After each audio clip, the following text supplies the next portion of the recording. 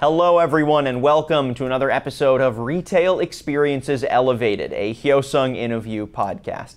I'm your host Daniel Litwin, the voice of B2B, and folks, thanks so much for joining us here from the studio. We have a lot of content to get through today, so I'm going to try to get right to the meat on the bones. But before we do so, make sure you're heading to our website, hyosunginterview.com. Again, hyosunginterview.com for previous episodes and future episodes of our podcasts and video series, and for more information on the product lineup, not to tease too much, but the product lineup that we're going to be breaking down today. So let's go ahead and jump into the conversation. Today's episode is going to be a mid-year pulse check on some of the major retail, cash management, and ATM trends that are shaping consumer and store needs for summer 2023 and beyond. So Hyosung Interview, being a leading and trusted ATM solutions partner in both banking and retail, is obviously plugged into these trends like no other. So it's a real treat getting to draw these insights from our pros here in studio today.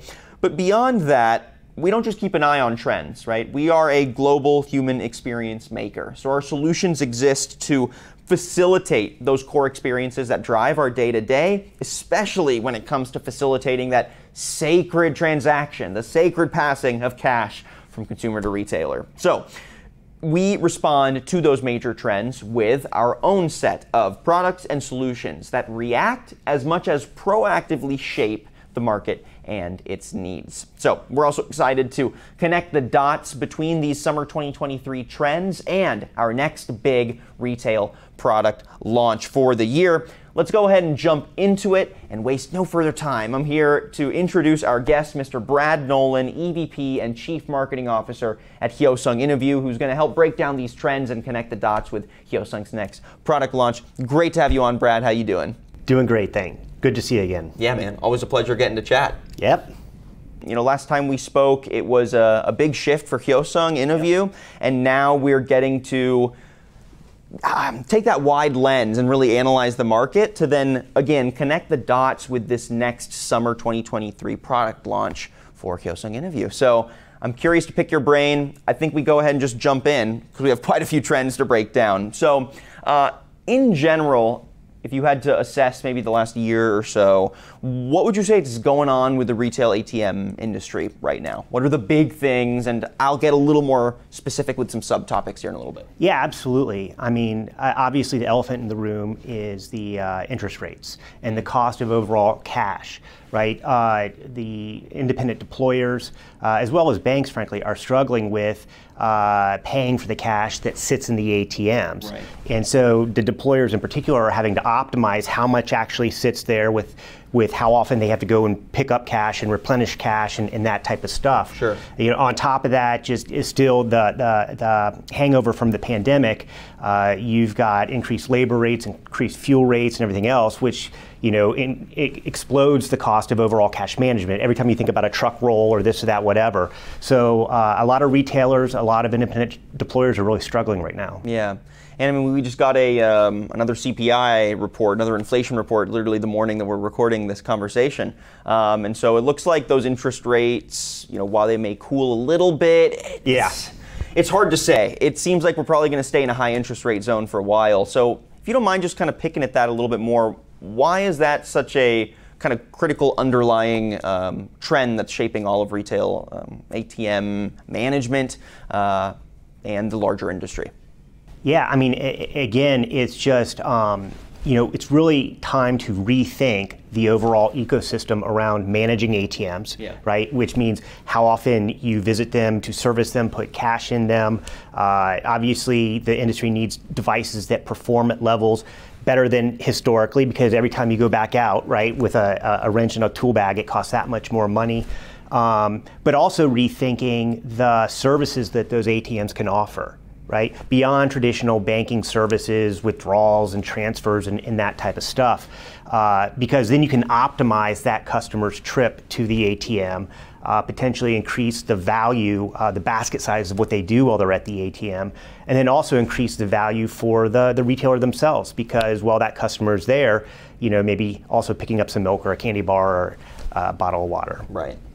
So, while the retail ATM industry as a whole has its own specific shifts. A lot of the trends that are shaping retail ATM usage and management have to do with some sub-trends. Yep. These include things like how consumers and retailers are handling cash today, some developments in ATM technology, and then other trends like banking and or underbanked trends, yep. Cash management trends as well. So let's break some of those down so we can get more specific for our audience. Let's start with just cash. How are consumers and retailers nowadays, or if you have to look back over the past year, what's their relationship with cash? How are they using it day to day compared to other payment methods? And has that dynamic kind of plateaued? Has it been the same, or are we seeing an evolution in that use? We're seeing an evolution, not a revolution, okay, right? But an evolution. So a few studies to quote. First one from NerdWallet, recent study. 88% of consumers prefer to spend with a credit card, right? Okay. 76% of consumers actually have at least one credit card. Only 10% of consumers say they prefer to spend exclusively with cash. Okay. Now that said, 88% of consumers prefer to spend with credit, debit, and cash, right? So consumers want choice in payments. A lot of times it depends on what they're doing and what they're buying. There's some consumers and cohorts that really look at cash to budget and allocate their spending. There's some consumers that use cash when they don't want to remember the purchase, right? Or they don't want it tracked. But generally speaking, the average cash-based purchase is roughly around $20, $22. Obviously, a credit purchase is going to be a little bit higher, around $125. So again, consumers are constantly in their minds thinking about, all right, where am I? It's situational. What am I doing? What am I buying? And then what makes the most sense for me? But at the end of the day, they want that choice. Are those habits impacting the back-end cash management trends, or is cash management and some of the technologies and the processes that are shaping those best practices just completely separate from the general dynamic of how consumers are using cash today? No, I mean, there are impacts in terms of how the retailers, as an example, think of their overall in-store cash ecosystem, sure, and how much is on hand and that type of stuff. But again, because this is evolution and not revolution, right? You still have loads and loads of cash. You have to have a solution for it, if you will. Right. Closely related to the cash statistics, the FDIC has a triennial study, a payment study that they most recently released. And as you would imagine, check usage has basically fallen through the floor, right? Yeah. Not surprised. Given rise to more and more ACH, other digital forms, that type of stuff. Overall, cash payments have held steady. On a percentage basis, they're down, right? Just because the overall payments ecosystem is growing, but on an absolute basis, it's holding steady. But one of the interesting things out of the Fed study was that over the course of the 3 years, ATM withdrawals, the number of which fell 10% each year, right? Now, clearly there's an impact there from the pandemic, right? People leaving their house less, those types of things. Sure. In fact, if you look at the amount per withdrawal, that actually went up 25% over the course of those 3 years. So what's happening is people go into the ATM less often, right? But when they go, they're taking out more cash. So the amount of cash, if anything, it's not changing much. It's staying pretty steady. Staying pretty steady. In fact, cash in circulation continues to go up, obviously, year over year over year. Now, the other thing I'll comment on the cash withdrawals being down. Mm-hmm. There's two types of withdrawals. We use the words on us and off us, right? So an on us withdrawal would mean you going to your own bank's ATM and not getting charged a fee, or you going to somebody else's ATM, but they have an agreement with your bank, so you're not going to get charged a fee, gotcha, right? Over the course of the past 5, 6, 7 years, those numbers have been flat. So the withdrawals that are following are the off-us withdrawals, which is where you go to somebody else's ATM and they actually charge you a fee. Right, so that's kind of, again, another evolution we're seeing in the industry is, customers want to continue using the ATMs for banking services, but they have a high degree of expectation that they're free to them or provided by their own financial institution. That's curious that consumers, I guess, are getting a little choosier with their ATM experience. What's motivating that, would you say? Is that just an extension of, how consumers are enjoying personalization in other aspects of their day-to-day and convenience in other aspects of their day-to-day to the point where it's worth making the trek to your specific ATM to get the kind of convenience, personalization, and experience that you want? Yeah, I mean, I think there is some of that, and Sure. Obviously with some of the larger banks, they've gone above and beyond to create that enhanced personalization and so forth. Right. But generally speaking, if you're carrying more cash in your wallet than you used to, and needing to go to the ATMs less often, the next time you're in that convenience store, you might not need to get cash, right, and you just wait till you're at the bank the next day or whatever. So what about on the ATM side of things? Are there any technologies or evolutions to the kind of core systems of ATMs today? I know there's much more personalization being launched in various ATM models, and beyond that, I know the dynamics, again, of how consumers are using ATMs is changing. So what are the major trends shaping that corner of this ecosystem? Yeah, it's really, I would boil it down to two things. The first of which is cash recycling. Okay. Right? And we can unpack that here in a minute. But Sure. Cash recycling is something that frankly has really just taken off with the U.S. banks, the largest banks having adopted that technology.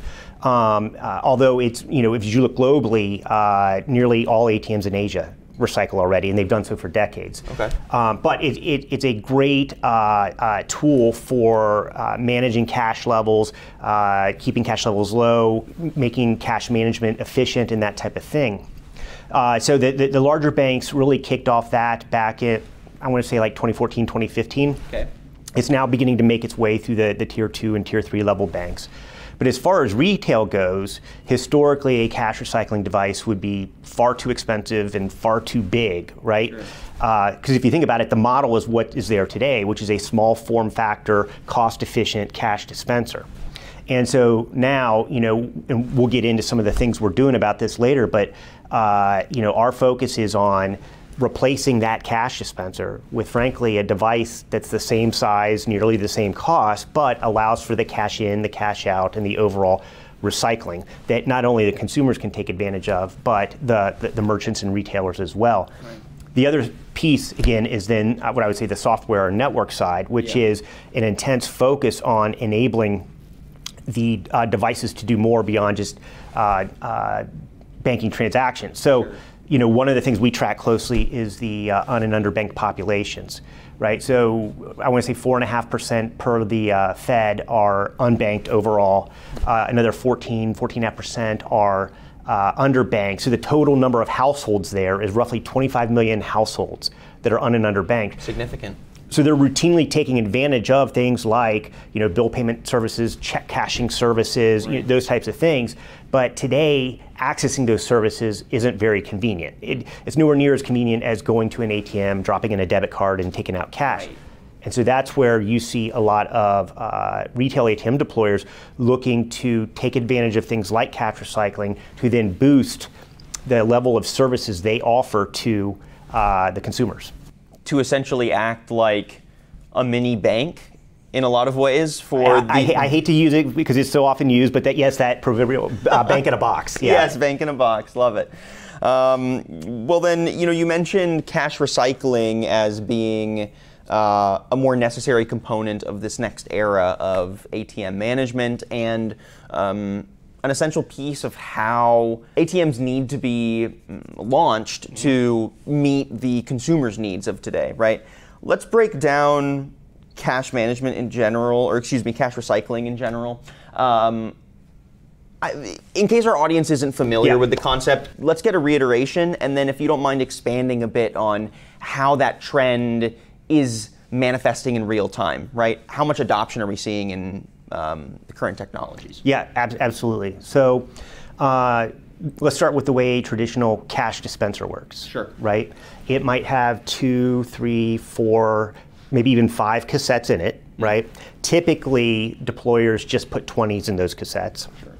And then customers come up, they withdraw cash, it empties from the cassettes until ultimately that overall cash level gets beyond some sort of threshold. and then the deployer says, oops, we need to get more cash out there. Sure. And they'll either take it themselves or they'll dispatch a CIT or whatever else. But it's all one way, cash out. Then you get to what we call full function devices, which are capable of cash out and cash in. But it's basically two separate devices. You still have that dispenser, that 5 cassette dispenser, which is spitting out cash till it runs out. Right. And then you have a separate container, which is taking all the cash in. And once it comes in, it just sits there till somebody comes and picks it up. With the recycler, it brings the two worlds together. So what you might have is, call it 4 what we call recycling cassettes, okay, and then 1 overflow or deposit cassette. And then when you do that, typically what they'll do is they'll break up the denominations in the cassettes. So say, okay, we're going to recycle 1s, 20s, 5s, and 100s, whatever. Sure. Right? And so now, if you walk up to the ATM and you say, I'm going to deposit 5 1s and 3 20s, those 5 1s are going to go here, those 3 20s are going to go here. If you happen to put in a 50, it'll go into this dump all cassette. Okay, yeah. If I come up behind you and I take out cash and I take out 5 1s, I'm taking out the same 5 1s you just put in. If I take out a 20, I'm taking one of the 3 20s that you just put in. Right? So because of the cash in effect, the ATM is constantly replenishing itself. And therefore, there's less of a need to go out and fill it up with cash or remove the deposit bin and that sort of thing. Right. Has that become basically standard for most ATMs in the US today, or is it still being adopted en masse? Still very early. Okay. Like we talked about before, it's the larger banks that are doing it, but we see virtually little to no recycling in the store environment, if you will. Okay. But that's the ceiling that we're looking to break through right now. Exciting. Well, then let's talk about how Hyosung Interview is breaking through that ceiling. So I know as a global human experience maker, Hyosung Interview is addressing a lot of these evolving market needs with fresh products and services. So I want to go ahead and tease those out and then break them down in more specificity so our audience can fully understand how Hyosung Interview reads the market and then responds accordingly and then helps reshape some of those standards. So go ahead and give our audience a high-level overview of the major products that are intersecting with these market needs, and then we'll go one by one and break them down. Okay. Yeah, so we're really excited this summer, 2023, to be launching 2 brand new experiences that frankly we think are going to reshape how people think about retail ATM and overall retail cash management. The first of those experiences is built around what we call store cash management. Okay. The second of those experiences is built around alternative financial services, again going back to what we talked about with the un- and underbanked. The underlying product set there will be our brand new Kajera Pivot ATM, our Kajera Plus ATM, which is basically the same with more capacity, that type of stuff, and our brand new TangoNet payments network, API-based and everything else. So I know when we've talked in the past, and we talked about our company's history, right? We go back to, we entered the market here in the US roughly 1998. Sure. At that time, believe it or not, there were very few retail-based ATMs. In fact, if you wanted to use an ATM, you had to go into a bank branch, that type of thing. Right. Reason being is because historically the ATM industry built those devices as banking devices. So they were bigger, had a lot of capacity, big in size, big in cost, and so forth. And so to take that device and put it into retail, well, A, it just took up too much square footage. Sure. B, it was way too expensive for that deployer to manage and maintain, and so forth. What Hyosung did in 1998 is they came in with the very first small form factor, cost-efficient cash dispenser. Okay. Right, and that opened up the market because it was basically that mousetrap that you could put virtually anywhere and everywhere, and that's why we now have close to 300,000 ATMs in retail today. With our brand new Kajera lineup of ATMs, particularly the Kajera Pivot, we have value engineered the device from the inside out. The form factor itself is the exact same size of a traditional cash dispenser. Great. Okay. So, if you're replacing a cash dispenser with the Pivot device, you don't need more room. You don't need to move the Twinkie rack over or anything like that, right? Thank goodness. Thank goodness. And from a cost perspective, it's not that much more than what the deployer would pay for a cash dispenser today. Sure. Right? And so, we're working with the industry to really rethink the devices they have out there and replace it with the cash in and recycling device. In doing so, they can then tap into those two experiences I outlined. So let's talk about store cash management for a second, right?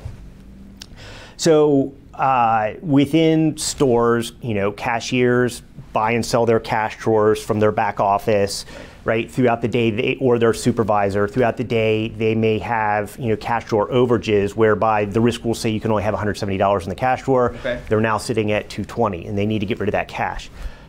So in order to do that, in today's environment, they might either try to track down their supervisor or shut down the register while they go to the back office and that type of stuff. Sure. With the recycling ATMs, and we're already in pilot with a few large retailers as well as C-stores on this, instead of having to go find somebody to sell your overages to, you just walk up to the Kajera Pivot ATM, punch in a code, and sell your cash to the ATM. Nice. Right? Then, by way of, call it a provisional credit product, that cash immediately goes into the retailer's bank account. Okay. Right? So it's as if that retailer actually got in their car, drove the money, and deposited it at the bank, but they didn't have to. The cashier just had to walk 5 meters over and drop it into the ATM. The other thing, going back to our conversation on recycling, is because now they've put in that new $40 into the ATM in different denominations. Right. That immediately becomes available for dispense at the ATM. Right. So now, instead of ATM being a consumer-only device, it's also going to be leveraged by the retailer and their cashiers. That sounds like it's addressing so many operational pain points that can slow down the process of cash management to such a degree that, it almost makes it feel like it's completely self-service, and you rarely have to do much to make sure that it's continually feeding cash back to consumers, and then also acting as, like you said, now an extension of the retailer's banking day-to-day process. What are some of the benefits, like the domino effects, of addressing those operational pain points? How does it start to be felt across complete day-to-day operations? It's huge. I would say the number one benefit, frankly, the often overlooked benefit, is when you take remedial tasks out of the hands of your frontline salespeople. Yeah. Right? They immediately focus on customer experience, which is the most important thing. Sure. But beyond that, the ability to get instant credit to anything put in the ATM is huge for that retailer. Again, I'm going to say bang in a box because you brought it up first, but literally we brought that retailer's bank inside the lobby of that store, right? The other thing is just, from a safety perspective, day in and day out, you have store clerks and managers that midday will take cash, put it into a bag, walk through the store, out into the parking lot, get in their car, and drive to the branch at noon and go stand in line. Right? Versus having to walk 3 feet over here, punch in a code, and drop it in. So from an efficiency perspective, from a just not having to go to the bank branch, from a customer focus perspective, this one I would call revolutionary and not evolutionary. Oh yeah. Now, being that cash recycling is such an important part of this next product launch for Hyosung Interview, how does this differ from some of the other cash recyclers that Hyosung Interview has already introduced to the market? Yep. Are there some new features or new layers that make it, a revolution and not just an evolution? Well, I think the key revolutionary pieces of it are that they it's a very small form factor, like I mentioned, right? It's lower cost than what you would typically pay for a larger, say, banking device. So now suddenly it becomes consumable by the independent ATM operators. And the reason we were able to do that was because we really value engineered it, leaning into our, decades of experience in recycling to value engineer it from the inside out. Right. So we could make it that way. The other thing is we made it so that it is scalable. Okay. So within the Kajera Pivot ATM series, we've got the Pivot 2, Pivot 3, and Pivot 4. And so the Pivot 2 is basically one recycling cassette, one deposit cassette. Okay. But it can be upgraded to become 2 recycling cassettes or even 3 recycling cassettes. So, we've done all types of studies, and depending on your average, over-the-counter cash flow and this and that, whatever, you may only warrant, the 2 cassettes, or you might warrant the 4 cassettes out of the gate. And then, of course, we have our Kajera Plus, which offers actually up to 8 denomination level recycling. It's like the full, robust thing. That one you would tend to find more in a big box retailer or a grocery store. But again, we've got this broad spectrum now of recycling devices, all designed for retail. That scalability sounds crucial because it allows these investments to be focused to start, right? And then to scale to the needed operational usage. Have you found that that's something that retailers and business owners express as valuable when they seek these kinds of investments in ATM solutions? Oh, absolutely. Anything that can bring down the overall cost to operate for that retailer, while at the same time drive foot traffic into the retailer, that's the golden goose, if you will, right? Totally, yeah. So the ATM becomes, what it is today, which is a revenue generating thing for them that kind of sits in the back of the store, whatever, to something that's extremely strategic as it relates to managing costs down, while at the same time driving net new foot traffic into their stores. Yeah. So I want to pivot now and chat TangoNet. Pivot. Hey, there we go, pun intended. You said TangoNet is the software network layer that is also providing new solutions and benefits to the whole ecosystem, consumers, business owners, retailers. Would you say even the ATM operators themselves? Oh, absolutely. Okay, lovely. So then let's break it all down. What is new about TangoNet, and how does it complement all these other market needs that are shaping ATM usage? Yeah, absolutely. So historically, right, if you went and you purchased say a recycling ATM or a full function ATM that's capable of cash in and cash out, and you plugged it in retail, you wouldn't be able to do much with it outside of standard banking transactions, which would be withdrawal, balance inquiry, and cash transfer. Okay. Right? The reason for that is because we have an open debit network today that allows you to take your debit card and go to virtually anybody's ATM, regardless of who you bank with, and withdraw cash, right? Now, if you go to your own bank, you're not going to get charged. You go to a non-bank ATM, you're likely going to get charged. But it's an open system. That does not exist for deposits today, right? Meaning if you go down the street to a convenience store and you put your card in, even if it's a full function device, you're not going to get the option of doing a cash deposit. Right.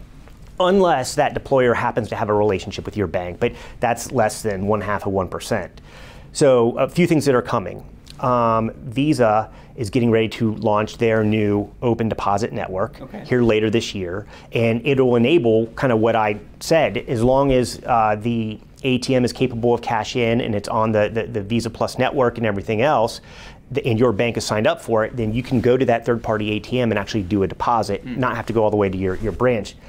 But the bigger piece is, again, around our TangoNet network, where we're enabling those ATM deployers to tap into a multitude of different types of services. Things like cryptocurrency purchase, things like bill pay, things like money transfer, mobile wallet top-up, prepaid top-up, that type of stuff. Right, so now suddenly, because again, we talked about how recycling works, right? You need cash in to replace the cash that's coming out. Right. And the more services you build around cash in, that's where you get that recycling ecosystem kicking in. So between the TangoNet network and then the store themselves using the device as a smart safe to put cash in, that's where the recycling effect comes into play. Yeah, and by providing all these new services, you actually stimulate and motivate usage of the ATM, and in fact make the cash recycling component more viable and needed. So it's almost this positive feedback loop that sustains its own growth. That's I mean, when we take a step back and we look at it, right, it's benefiting the retailers, obviously, right, via foot traffic, more fees, the deployers via more fee revenues and that type of stuff. It's benefiting the actual cash and transit couriers, because frankly, they're interested in less truck rolls versus more truck rolls, right? I mean, it's a liability, I imagine, to be out there. You got it. Way more than you need to be. You got it. And most importantly, it benefits the consumers, right? Because it's all about convenience and access to traditional banking services as well as non-traditional banking services. Of those new services that TangoNet is going to help enable, which are some of the ones that you find consumers are maybe most excited to integrate into their ATM experience, or that you're sort of foreseeing are going to be the most popular? So if you survey the un- and underbanked, right, the very top of the list is money transfer and bill pay services and check cashing services. Now, check cashing comes with a little risk, and there's some deployers that are a little gun shy of it, but we've got third parties that we're partnering with that can help de-risk the check cashing transaction. So we're working on that. But we're really excited to establish relationships. We're already underway, talking and so forth. But just for anybody and everybody that needs to add cash into an account, right? So if you have a sports betting app or this, that, whatever, right? Today you have to pull money from your checking account or whatever else. Tomorrow you could just walk up and drop cash into your account. So I mean, just it makes life simple and that type of stuff. Especially, I imagine, in those kinds of contained experiences for the consumer. I mean, like if you are out on vacation and you are in the thick of it with, betting on your favorite sports team, there might actually be almost an appeal to the experience of dropping your cash off in the ATM and loading up your account for that bet. Especially if you're sitting there at the bar watching the game, eating chicken wings, and you say, hey, I want to put $100 on this, whatever. Now the other benefit there is, so I'm from Columbus, Ohio, right? As of January 1st, they just legalized the sports betting apps up there. Right, okay, yeah. And I was like, oh, maybe I'll just try it out, right? I'm not a big bettor or anything like that. I just try it out. But because I had to pull money from my checking account, whatever, I got busted by my wife. So let's just say she shut that down. Yeah, right. You've dabbled and that's it. I've dabbled and that's it. I did not come out a winner. No. But I mean, no, look, a lot of people, it's not nefarious, but a lot of people like the fact that there's a certain level of anonymity in cash. And again, it's all about managing and tracking your finances. Totally. Well, and to your point, if it improves the customer experience and either makes it more convenient or in that example, almost leans into an allure of one of the use cases. Yep. I think there is something kind of valuable in just like the tactile touch of, man, I'm going to go load up my account for this bet. It's a hot bet. Let me pull out that crisp 50 and drop it in instead of going, let me pull out my app and transfer the money over. If anything, it feels more like you have to remind yourself how much you have in your savings and your checkings, and then be like, do I really want to do this? Okay. I don't know. If it enhances the experience, if it makes it more enjoyable in whatever use case, I think that's where you really see something like TangoNet pop, because it puts the customer experience first and foremost, and provides services that enable that experience in the first place. Absolutely. Yeah. So beyond those use cases, is there anything else that's shaping the market right now that is, I guess, making it even more needed for these products to launch this summer, right? Whether it's big picture changes to the industry, or like hardware changes, standards changes, whatever it might be. So there's again, a lot of the ATM networks and payment networks are regulated by the payment processors themselves, right? The Visa, MasterCards, and that type of stuff. And there's a new mandate called TR31 that's coming out, due up next year, that requires all ATMs, in terms of way PINs are captured and transmitted, right, to have a certain level of encryption and that type of stuff. And the payment networks do this every few years, right? They continue tightening the bolts on security, which is a good thing. Yeah. The issue is that there's a large number of retail ATMs out there that either need to be upgraded, or frankly, there's a lot that can't even be upgraded and they need to be replaced. Yeah. You say, well, why is that? Well, unlike banks who refresh their ATMs every 7 to 8 years, IADs tend to keep their ATMs out there that much longer because they just keep working and ticking, right? Okay. But that means some of these guys have a 12, 15-year-old ATM out there. Unfortunately, it can't be upgraded. It needs to be replaced. Yeah. And so what we're trying to do is work with the market to educate them on this. And as they rethink that replacement, instead of following with a newer version of that cash dispenser, maybe they should think about the Kajera Pivot instead. Right.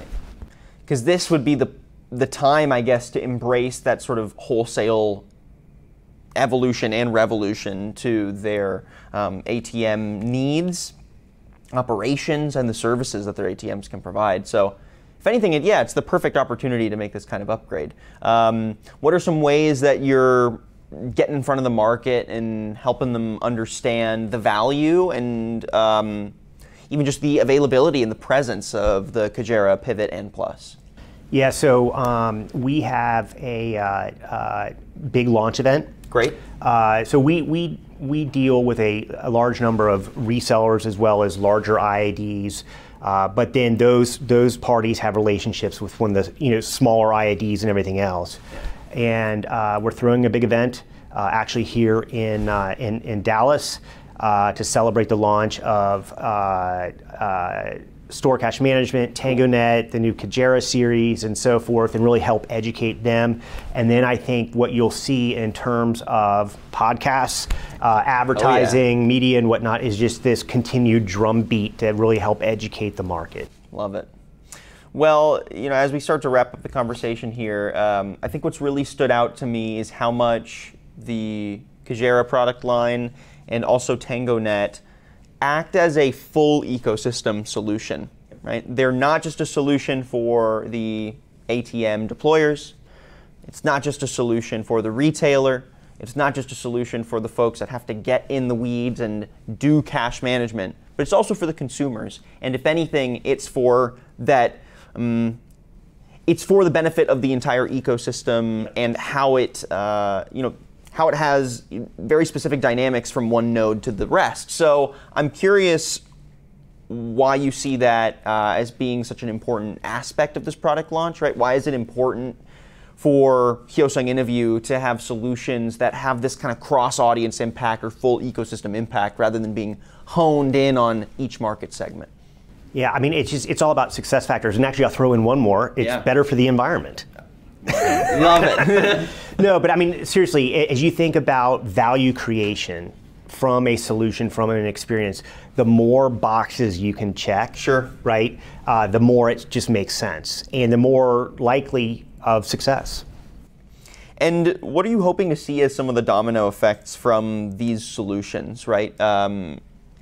As you see more Kajeras launched, as you see TangoNet become more of a standard network and software layer, where do you hope to see the market continue to evolve?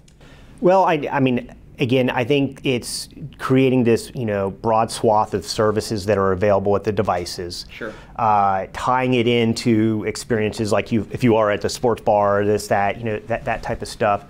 But I also think that as you get to more and more cash-in devices across overall retail, and things like open deposit networks and that type of stuff, I think you'll see banks themselves again rethinking how they manage transactions inside of the branch and out. And they may view these third-party ATM distributions as a lower cost opportunity to serve versus higher cost being ATMs in their own branches or their teller lines. So really then this gives banks the rope, if you will, to rethink what is the branch format, what is the branch distribution. Because, I mean, look, they're all about experience, right? They're all about service to sales. They're all about consultation. They're all about education, right? And if you can take a very manual task of accepting a deposit over the teller line and counting it down and reconciling it and everything else, and offload that into a lower cost channel, that's a huge win for banks. Yeah, that sort of 2 or 3 layers removed type of impact is one that we can continue to keep our eye on and maybe even get some updates on in the future. Because I like that big picture thinking, right? As these get deployed and become a value add for consumers and for retailers, when the banks also see themselves as part of that ecosystem, then naturally there's going to be some impacts to, well, how do we even manage our own branch presence? Yeah. If we're getting the same value out of a partnership with XYZ convenience store and are maybe even getting more foot traffic to that ATM, Yep. then maybe it's more valuable than opening up another branch. So curious, I'm excited to see how those domino effects pan out. But anyways, I think that does it for our conversation here, touching on the largest trends that are shaping the ATM or a retail ATM industry more specifically, and the utility of said ATMs, how consumers and business owners and even ATM deployers are all seeing their needs in the market evolve, and then how Hyosung Interview is developing solutions and bringing them to market from the Kajera Pivot, Kajera Plus, and TangoNet to address those needs. So thank you again to our guest, Mr. Brad Nolan, EVP and Chief Marketing Officer at Hyosung Interview. And Brad, I'll leave you with the last word here. Where can folks find out more about Hyosung Interview's product lineup here and any other supplemental information that might help them make the right choice when they're picking their next solution? Absolutely. For anything and everything, please go to hyosunginterview.com. All right, easy enough. Easy enough. Brad Nolan, EVP and CMO, thank you so much for joining us. It's been a real pleasure. And thank you everyone for joining us on this episode of Retail Experiences Elevated, a Hyosung Interview podcast. If you like what you heard and saw today, make sure you're heading to our website, hyosunginterview.com. Again, that's hyosunginterview.com for, again, previous episodes of the show, future episodes of the show, and our other various videos and podcasts, and also for more information on the product lineup that you just heard about today. I'm your host, Daniel Litwin, the voice of B2B, and we'll catch you on the next one.